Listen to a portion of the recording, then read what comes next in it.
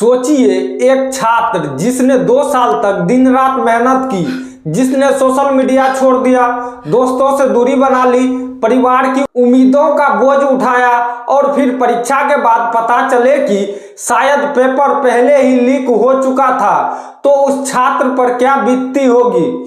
NEET UG 2026 देश की सबसे बड़ी मेडिकल प्रवेश परीक्षा अब सिर्फ एक एग्जाम नहीं बल्कि करोड़ों छात्रों के भरोसों का सवाल बन चुकी है।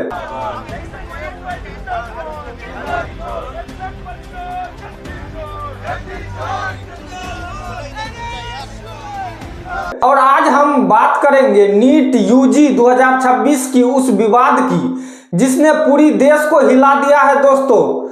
पेपर लीक के आरोप, सीबीआई जांच, कई राज्यों में छापेमारी और आखिरकार परीक्षा रद्द हो ही गया। लेकिन सबसे बड़ा सवाल है, आखिर इतना बड़ा सिस्टम फेल कैसे हो गया दोस्तों। इस वीडियो में हम पूरे मामले की टाइमलाइन, अब तक की जांच, छात्रों की परेशानी, आगे क्या होगा, सब कुछ आसान भाषा में समझेंगे दोस्तों, इसलिए आप वीडियो को लास्ट तक देखना।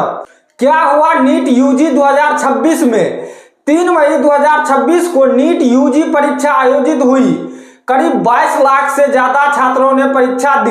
एनटीए ने दावा किया था कि इस बार सुरक्षा बहुत मजबूत थी, इस बार पेपर लीक नहीं होगी। जीपीएस ट्रैकिंग वाले वाहन थे, एआई आधारित सीसीटीवी कैमरे की निगरानी में बच्चे एग्जाम दे रहे थे, हाई सिक्योरिटी प्रोटोकॉल था। लेकिन परीक्षा के कुछ दिन बाद सोशल मीडिया और कई राज्यों से शिकायत आने लगी कि कुछ छात्रों के पास ऐसा गैस पेपर था जिसके सवाल असली पेपर से काफी हद तक मिल रहे थे। राजस्थान एसओजी की जांच में एक हाथ से लिखा हुआ पेपर मिला जिसमें कई सवाल असली परीक्षा में मैच होने वाली बात सामने आई दोस्तों। इसके बाद मामला तेजी से बढ़ा। जांच में क्या क्या सामने आया, आइए जानते हैं। अब तक की जांच में राजस्थान, बिहार, महाराष्ट्र, हरियाणा और कुछ दूसरे राज्यों के नाम सामने आए हैं। रिपोर्ट के मुताबिक कुछ जगहों पर लाखों रुपया लेकर सेटिंग की बात सामने आई है दोस्तों। बिहार में कथित सोलवर गैंग की जांच हुई है। नासिक की प्रिंटिंग लाइन और डिजिटल कॉपी पर भी सवाल उठे हैं दोस्तों।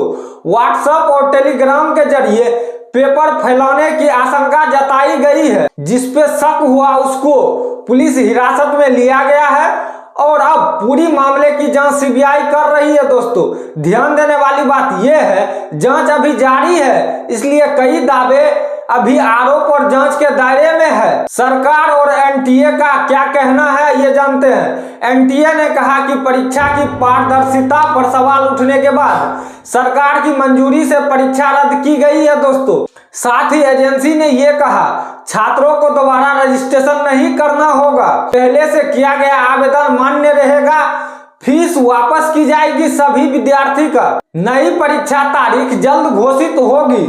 केंद्र सरकार ने मामले को सीबीआई को सौंप दिया और कहा कि दोषियों पर सख्त कार्रवाई होगी। आइए जानते हैं विपक्ष नेताओं की प्रतिक्रिया। इस मामले में राजनीति भी तेज हो गई है दोस्तों। कांग्रेस, आम आदमी पार्टी, समाजवादी पार्टी और कई विपक्षी नेताओं ने सरकार पर हमला बोला है। कुछ नेताओं ने कहा कि पेपर लीक अब सिस्टम की बड़ी विफलता बन चुका है। वही सरकार समर्थकों का कहना है कि जांच चल रही है और दोषियों को छोड़ा नहीं जाएगा। लेकिन इन सब के बीच सबसे ज्यादा परेशान कौन है, आइए जानते हैं। इन सब के बीच दोस्तों अगर सबसे ज्यादा परेशान कोई है तो वो है छात्र।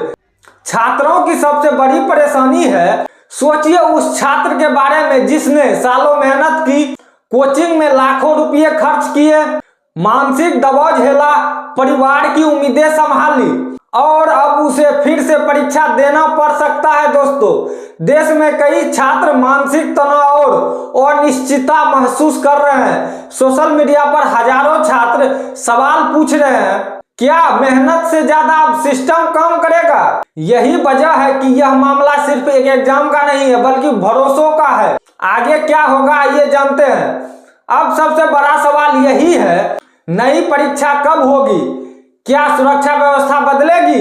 क्या पूरे नेटवर्क का खुलासा होगा?